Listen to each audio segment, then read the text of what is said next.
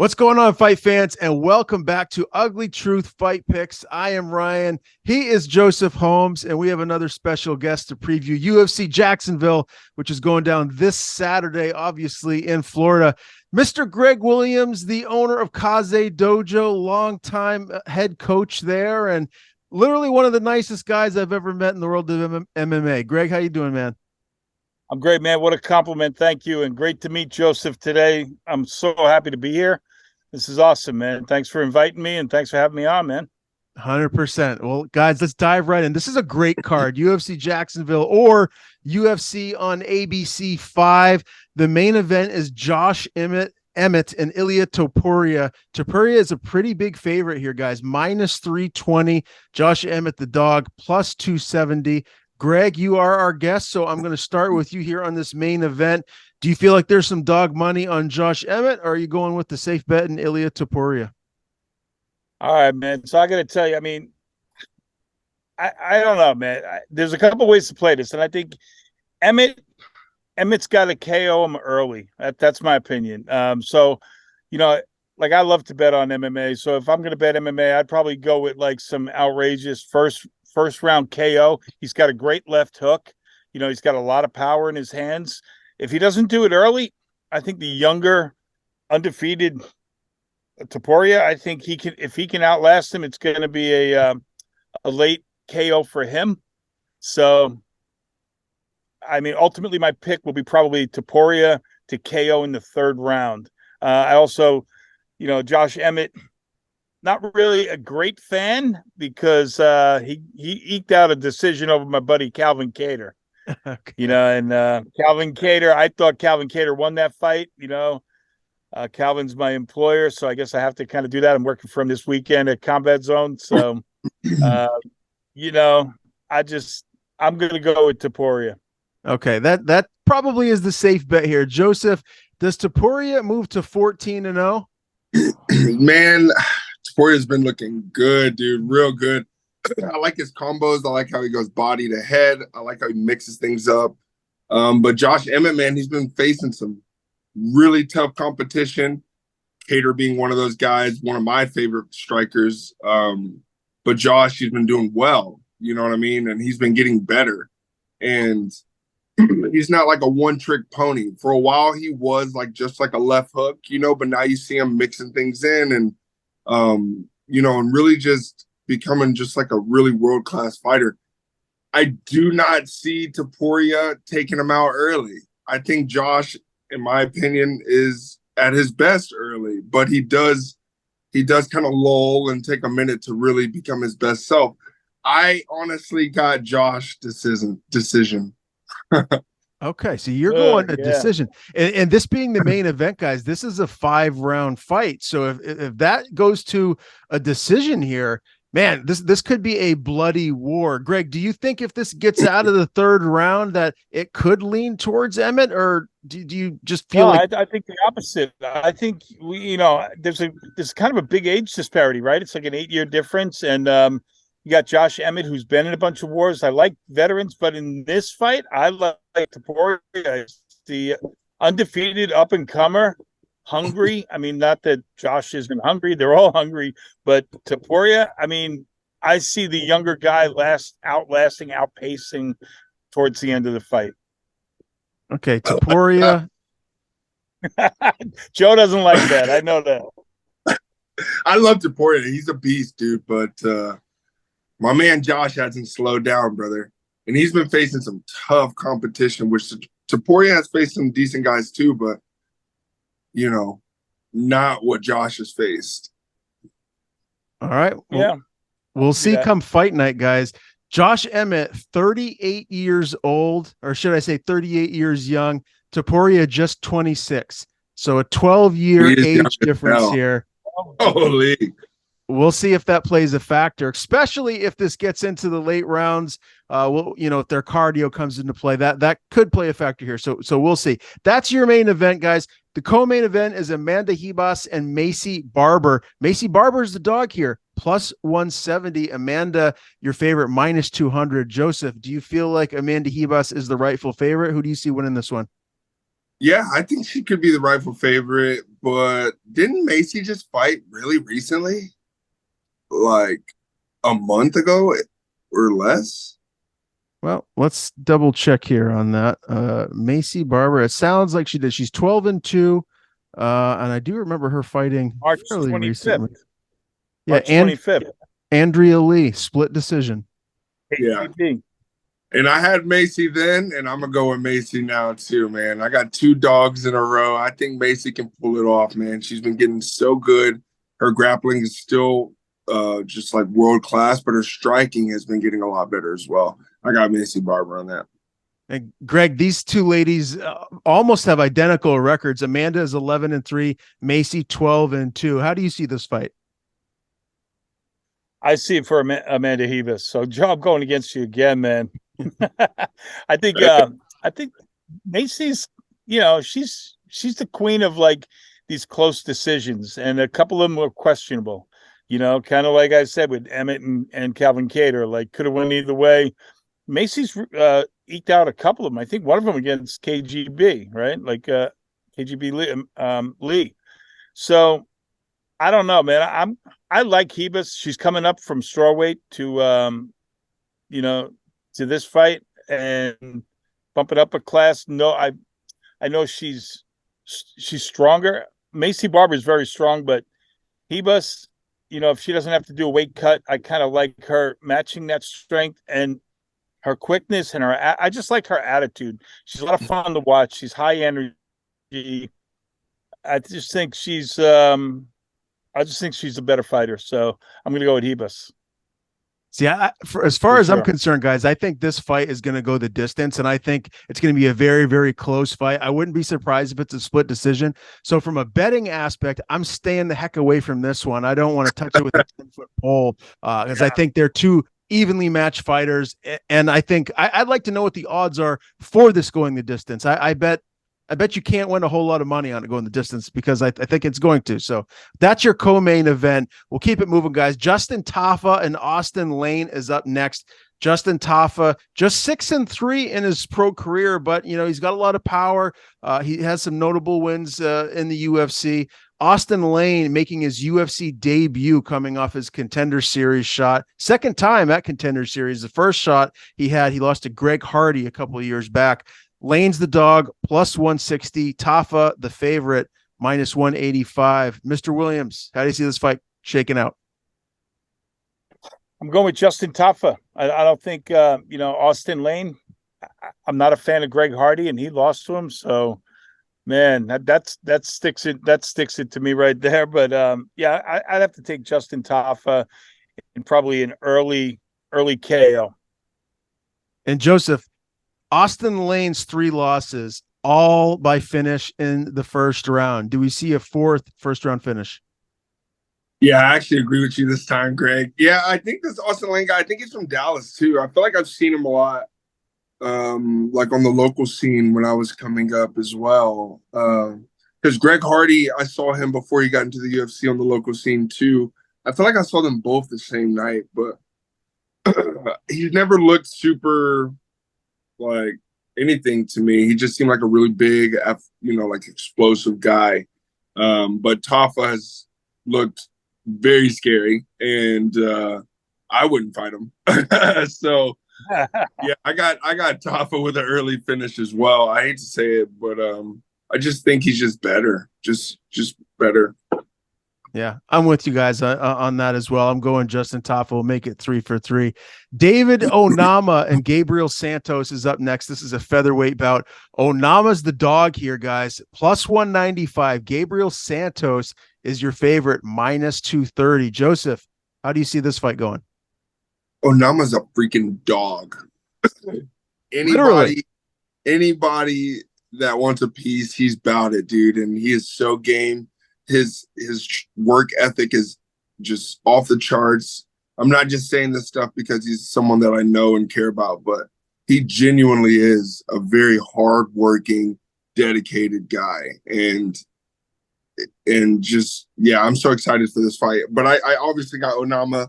I think that this could go 2 rounds. I see Onama maybe with the TKO second round. Maybe he'll hit him in the catch Gabriel to the body and and really start to focus on that. But yeah, I got Onama getting the finish here. And Greg, Gabriel Santos is 10-1. He's the favorite. Do you think he moves to 11-1 and gets a win over David Onama? No, he moves to 10-2 and loses, because I agree. Onama is a dog. He's a fight dog. He's a grinder, and I love that. That's the kind of people I like, And I think in this fight, that's what's going to pay off, And I see it as a decision, I see this as a decision, but a total war, possibly fight of the night. Fight of the night. Okay. I am really intrigued, Joseph, to hear what you have to say about this next fight. But I'm going to start with Greg because we talked a little bit before we started this one. And I am just disappointed in you, my man. You got to go with my guy Brendan Allen here to get the win. He's surging. He's a young guy on the come up. Brendan Allen is the favorite, -190 against Bruno Silva, +165. You're going Silva. Tell me why. I like Silva. I just like him. When he wins by ground and pound. He wins by punch. He's a beast. He's got great kickboxing. I love him. I've seen him fight, and every time I see him fight, and granted, I didn't see him. I mean, his last loss was to Gerald Mascarat, and before that, it was Alex Pereira, right? So, he's been beating people up really bad before that, and I think he turns it around on this one. That's why I like him. Okay. Joseph, how do you see this middleweight belt playing out? I like Brendan, man. I really do. Brendan definitely gets better. He's a very kind. He's a real like my idea of a martial artist. He's very respectful, but he's dangerous, and he's really technical and good. He really is. I like Brendan Allen a lot. Bruno Silva, though. By KO. I can't just say he's going to knock Brendan out, man, because Brendan is world-class as well. But it's in a whole different area. You know what I mean? Like, Brendan needs this to end up on the ground. He needs to, tie up. He needs those type of engagements, whereas this Bruno, he throws with intention, and I love that. Good and technical too. So I want to give this a decision. I think this could go to decision. Possible fight of the night. I think Brendan's going to take a beating, but I think that he'll have some success. And I think it might take him 3 rounds to figure out how to really deal some damage in this fight. I agree with you, because I think you said it, like, he's got to fight his fight. Brendan Allen's got to bring him into his world, because if he's in Bruno Silva's world, then it's over. Knees, punches, kicks, like his striking's ridiculous from what I've seen.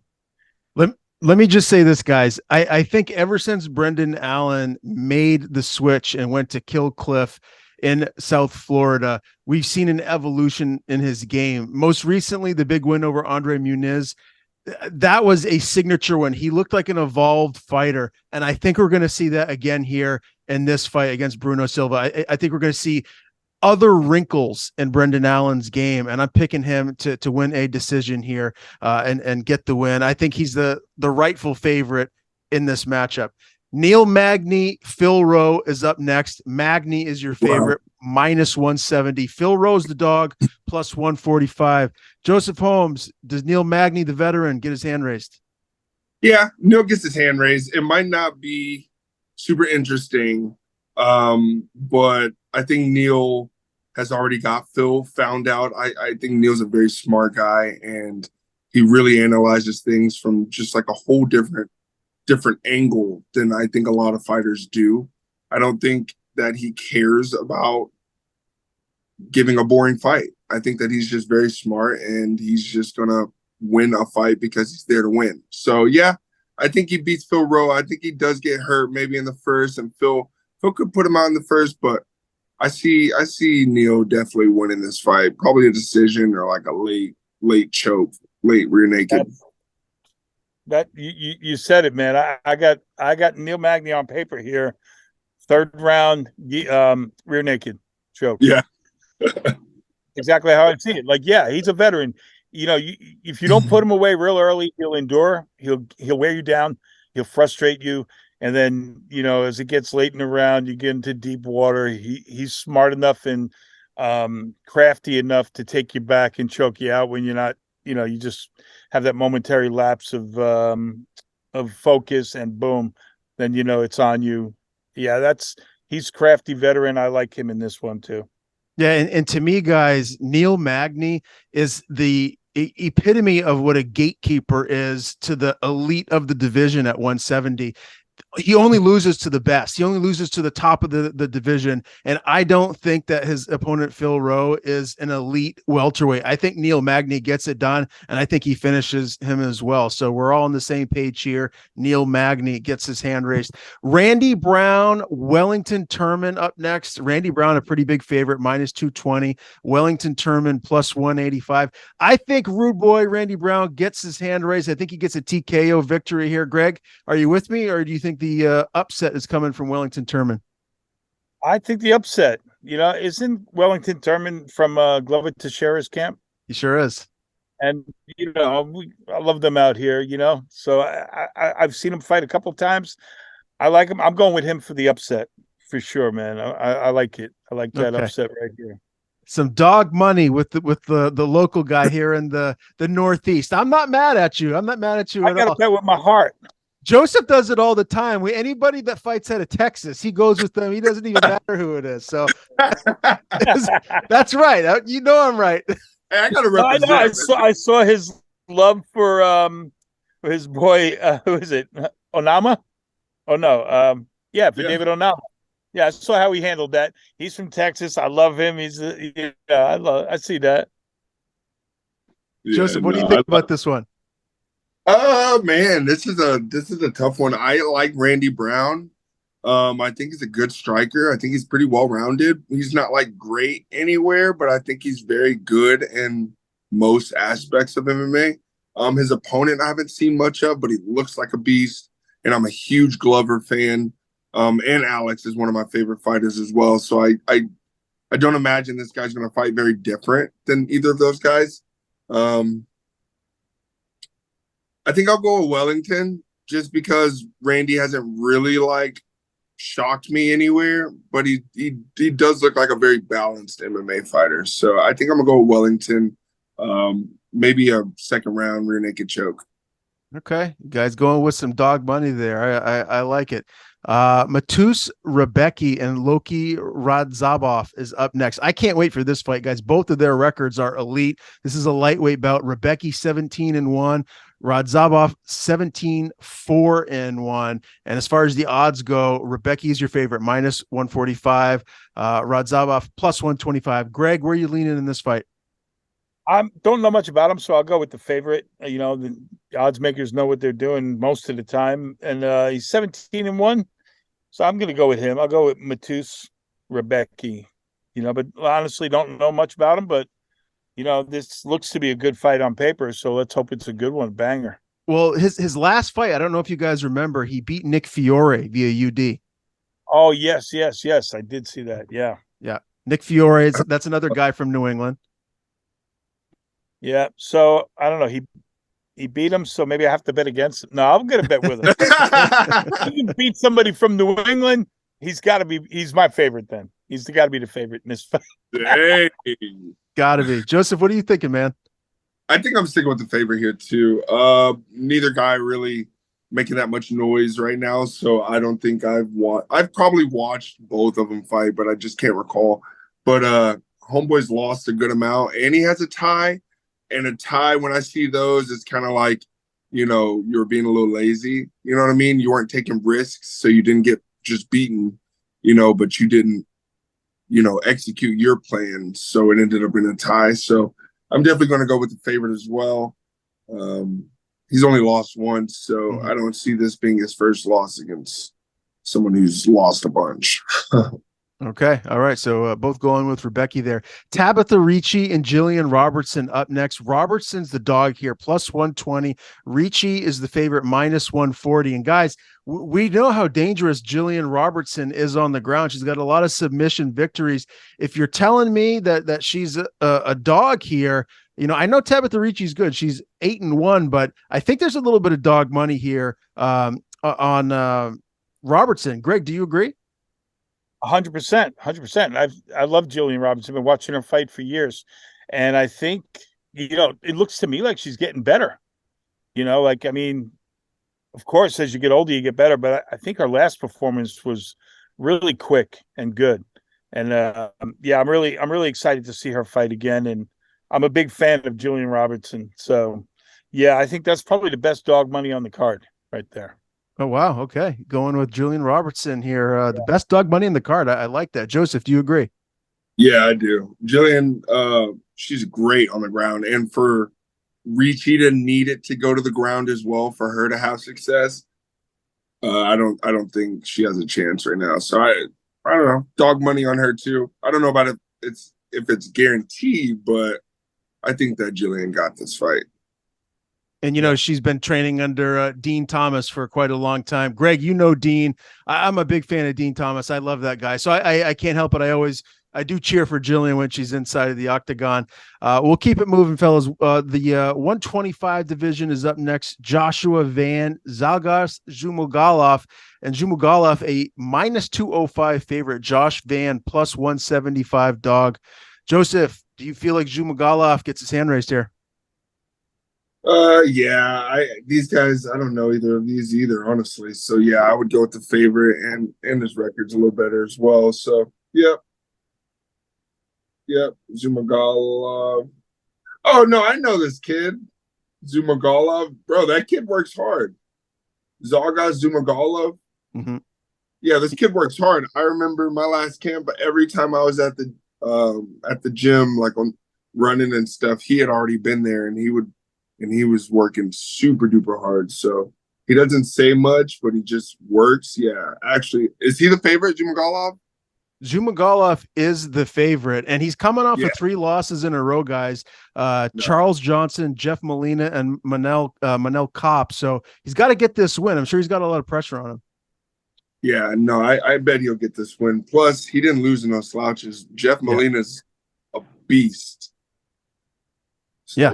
Manel Kopp, Charles Johnson, all tough fighters. Greg, how do you see this fight shaking out? I'll go the other way on this one with the up and coming 7-1 fighter. Yeah, I'll take him. He's not that much of an underdog, so slight underdog. So yeah, I'll go with him to pull off a little bit of an upset. Yeah, not a huge upset. The odds are fairly close, but that's an interesting bout there at 125 pounds. Guys, we have another fighter here that's making a short notice UFC debut. It's Chepe Mariscal. He's taking on Trevor Peek, and the odds are almost a pick 'em right now. I see Mariscal minus 105, Peek minus 115. Greg, do you have any thoughts on these guys? That we saw Peek in Contender Series. The guy's got a lot of heart. He's got some power on him. Do you think he gets his hand raised here? Yeah, I do. I think I'm going to go with Peak on this one if it's that close. I tend to go with the guy who hasn't tasted defeat yet, right? Not that is a given at any time, but at 8-0, and he's and he's well matched in this fight, so it's a great matchup. I'm going to go with the guy to go 9-0, Trevor Peak to go 9-0 on this one. Joseph, I'm going the other way, man. Chepe, he's with Iridium, baby. We don't play around. Yeah. My man Chepe's coming through feeding Peak his first loss this weekend. We're going to have to put some side bets down, Joseph. Hey, I ain't in the UFC. I can bet with you. Well, Joseph, hopefully that's not the case for too long, my man. No, hopefully, just long enough. Just long enough. You get a couple wins, win some money, betting on some fights, then you're back in the UFC and no more betting for you guys. I actually have an interview later this evening with Chepe, so I'll try to get as much info on him as I can, but I'm excited to talk to him as he gets ready to make his UFC debut with Trevor Peek. I'm really, really excited for this next fight, guys. To me, this is one that I have circled as my fight of the night on the undercard. Jamal Emmers, Jack Jenkins. This is a featherweight bout, and Emmers is your favorite. Minus 210. Jack Jenkins, the Australian, is the dog, plus 180. Joseph, where are you leaning on this fight? It's an important fight for both of these guys. Jack is new to the UFC. Emmers has been around for a little while, and this is a big win for him if he gets it over a hot up and comer. Yeah, well, looking at Jamal's record here, he has a lot of moments where he'll go on like a really solid tear where he's just smoking people back to back, right? And then he'll go win, loss to a decision, right? And he'll win decision, lose to like something grappling or something, and then win another decision. I don't know why it is. I need to go back and watch this kid, but I don't know if maybe he's just not executing or maybe he doesn't have a solid game plan. But I don't know if he's going to beat Jack Jenkins because he hasn't really been able to finish anyone as of late for a while. You know what I mean? And it's kind of just on this weird back and forth, lose decision, win decision, lose to like grappling or something, and then win the decision. So I think I'm going to go with Jack Jenkins here. He's just been kind of smoking people. He's not losing right now. So, I think I got Jack Jenkins here. And Greg, Jack Jenkins, he looked good in Contender Series. He followed that up with a UD win over Don Shanas, another guy from New England. What do you think we're going to see here in this fight? I see the same thing. I see Jenkins winning this fight. Like you said, he beat Don Shanas, and I really like Don Shanas. Me too. I was in Perth, Australia, too, and I remember talking to Don at one of the shows, and he said how much he loved Australia. I mean, I've been to Australia a couple of times.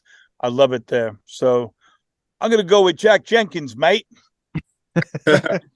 Going with the Aussie. Fair game. All right, guys, we'll keep it moving. Hey, Tatsuro. What's that? Don't have me try an accent. I suck. Fair enough. Tatsuro Taira Clayton Rodriguez is up next. Clayton Rodriguez plus 230 underdog. Taira minus 270 as your favorite. Greg, what do you think we're going to see here in this 125-pound matchup? Tatsuro brings him into the water and drowns him. That's what I think. Tatsuro, Taira, is that how you say it? Taira? I think it's Taira. Taira, yeah, he takes him into deep water, wears him out, and drowns him. That's how I see this going. And Joseph, Taira's 13-0. He's undefeated. He's going up against Rodriguez, who's 8-2. Does Taira stay undefeated? Oh, for sure. Yeah. Taira's gonna I think we're gonna see a clinic tonight. Just basically see how good this kid is that night. So. Yeah, I don't think it's going to be very entertaining. I think it's just going to be like, dang, that kid's good. Okay. I agree. All right, guys, one more to go. And I am really excited for this one. As I've said before, I always am objective. I'm always objective, right? But I still am a human being and I do cheer for fighters. Cody Brundage has been nothing short of just amazing to me. Always generous with his time. He's just a great guy, and I want to see him get this win. He's going up against Cedric Dumas.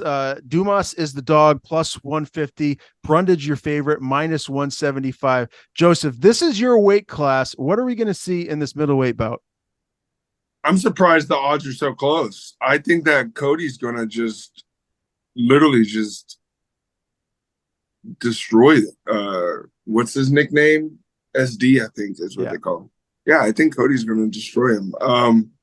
I think SD is good, but he's only good where he's good at, and that's like on the stand-up, not even like all-around stand-up, just like, in that brief period of being like at the long range where he can throw kicks and like hard loopy strikes or something. So I think Cody is way more well-rounded, way more experienced, and just way better. Like even in that area where SD is good, I think Cody's going to be better there as well because he's going to be smarter. And he trains with world-class fighters. So I got Cody.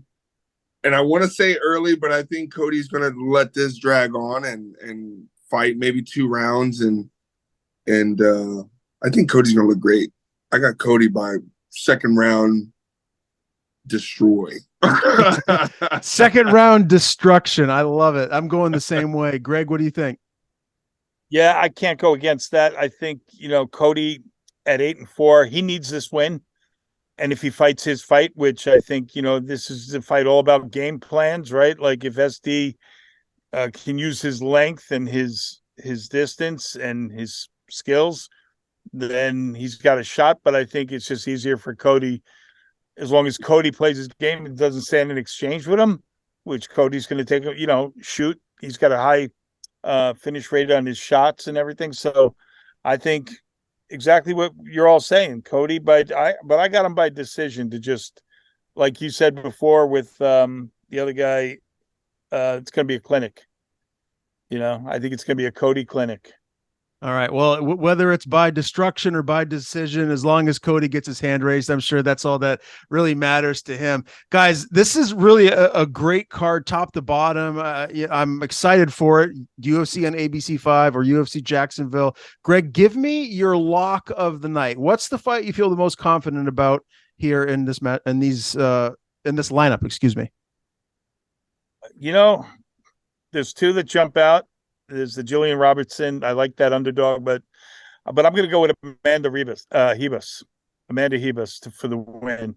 I think Macy Barber's luck has run out as far as squeaking by those decisions that she might have won, might have lost. But I think Amanda Hebus takes the win. I think that's my lock of the night. Joseph, what's your lock of the night? My lock would either be Cody or Neil Magny. That's exactly what I think. I think my 2 locks are Cody Brundage and Neil Magny. Yeah. Wait a minute, Joseph. Nobody from Texas? None of you guys? Come on. No, I'm just kidding. Look, Lane, I'm a little worried, brother. I hope you win, brother. I hope you win, Lane. I got faith in you, man. But you ain't my lock. Nice. All right. Well, either way, guys, I'm excited to watch these fights. A lot of great ones. Greg, we really appreciate the time here joining the show. I can't wait to work with the both of you at the next NEF event, July 8th, Portland, Maine. Joseph, how excited are you to make the trek up here to New England? Dude, I'm stoked. Actually, today, my girl and I, because we're about to go see Dave Chappelle next week, and she's like, and I already got the tickets and all the cover, and she's like, how much did you pay for the tickets and stuff? So maybe we can just half it for each other's birthday. And I'm like, no, I did this for you. For my birthday, I told you I just want to go to Maine and I want to go commentate. So just help me make sure that happens. So I'm so stoked.